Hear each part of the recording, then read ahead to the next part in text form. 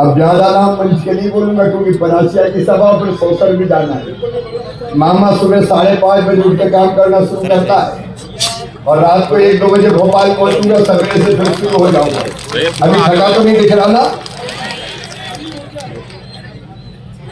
आदरणीय मंच, हमारे लोकप्रिय उम्मीदवार और जिलाध्यक्ष भाई विवेक बंटी साहू जी, प्रियवर सिंह जी, शेषराव जी, टीकाराम जी, संजय जी, ओम जी, संत कुमार जी, रोहित पोफली जी, अंकुर जी, संतोष जी, गरिमा जी, हरिशंकर जी, लोकेश जी, रमेश जी, यहाँ उपस्थित मेरी बहनों, मेरे भाइयों, भांजे भांजियों, आप सबको दोनों हाथ जोड़ के प्रणाम।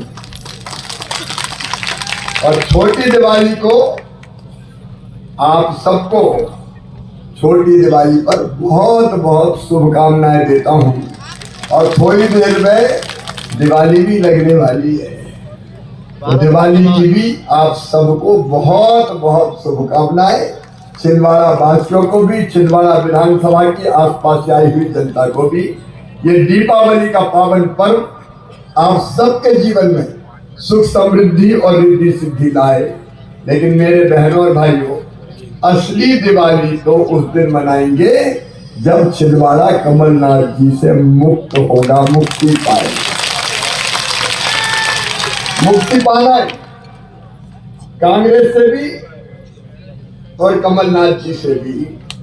वो आजकल बड़ी धमकियां दे रहे, खबरदार।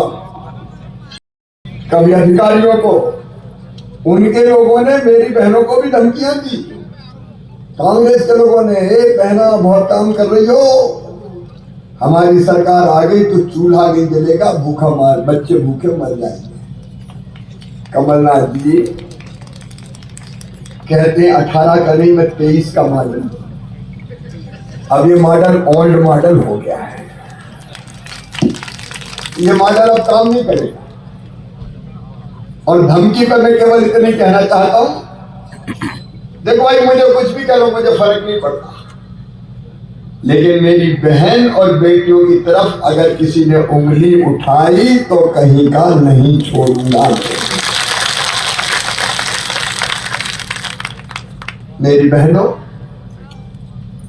और भाइयों, मैं सरकार नहीं चलाता, मैं परिवार चलाता हूं। ये मेरा परिवार है, आप सब मेरा परिवार है। और आप परिवार है बहनों, इसलिए तो बताओ, मैं भैया मुख्यमंत्री लगता हूं कि भैया? जोर से बताओ, मुख्यमंत्री के भैया? और भांजे भांजियों का मैं तो मामा और भैया हूं। और इसलिए तो बहनों, मेरे दिल में एक तकलीफ थी, दर्द था।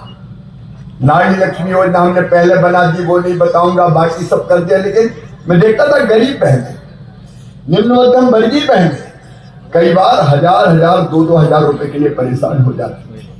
अगर जरूरत पड़ जाए, बेटा बेटी कुछ मांग ले, मायके जाना हो, पैसा नहीं मिलते थे तो दिल में दर्द होता था, आंखों में आंसू आते थे। और वो सोचती थी काश मेरे पास भी पैसे होते तो मैं अपने बेटा बेटी की ये मांग पूरी कर देती। मन में तकलीफ होती थी और वो तकलीफ मैं बचपन से जानता था। और मेरी आत्मा बेचैन थी कि शिवराज कुछ कर, तू भैया है, भैया भी सगा है, सौतेला नहीं है, सगाई हो ना। सोचने के बाद मेरे दिमाग में यही बात आई कि और कुछ मत करो, केवल बहनों के खाते में पैसा डाल दो तो बाकी काम बहनें अपने आप कर लेगी, उनकी जिंदगी आसान हो जाएगी। और हमने बना दी मुख्यमंत्री लाडली बहना योजना। आज दिवाली है, 10 तारीख को पैसा डालता था मैं, लेकिन इस बार मैंने सोचा धनतेरस के पहले ही डाल दो, तो 7 तारीख को ही बहनों के खाते में पैसा डाल दो। बोलो बहनों, आ गए कि नहीं? बहुत कोशिश की कांग्रेस ने, पैसा इस बार नहीं डल पाए। नकुलनाथ जी ने तो कह दिया था नहीं डलेंगे, नहीं डलेंगे। चुनाव आयोग की शिकायत की, मामा को रोको। ये कह रहा है मैं चुपके से पैसा डाल दूंगा। अरे चुपके से काहे को डालूंगा? डंके की चोट डालूंगा अपने बहनों के खाते में। चुपके की क्या बात? मेरी बहनों, ये लाडली बहना योजना ने जिंदगी बदली है। लेकिन 2 चीजें और करना भाई बंटी, कई बहनें अभी रह गई है और कांग्रेसों के चक्कर में रह गई। कहीं तो अरे मिलेगा थोड़ी, अरे मिलेगा थोड़ी। अब पछता रही कि पैसा तो मिलता है।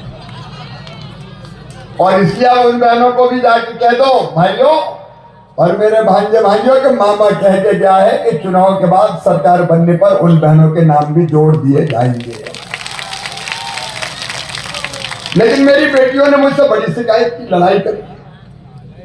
बोले मामा आपने 21 साल से तो कहा है कि पैसा देंगे, लेकिन उनको ही देंगे जिनकी शादी हो जाएगी, हमें नहीं करनी 21 साल में शादी, हमको पढ़ना है, कैरियर बनाना है।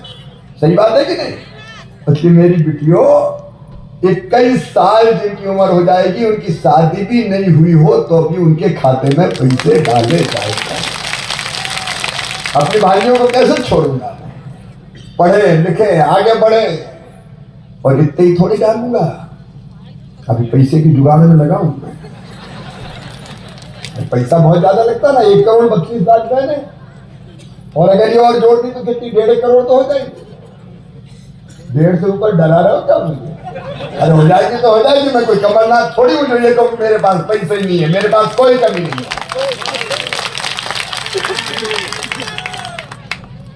पैसे का इंतजाम करूंगा। और मैंने जो कहा ईमानदारी से 250-250 रुपये बढ़ाऊंगा, जैसे 1000 से 1250, फिर 1250 से 1500 करूंगा, 1500 से 1750, 2000, 2250, 2500।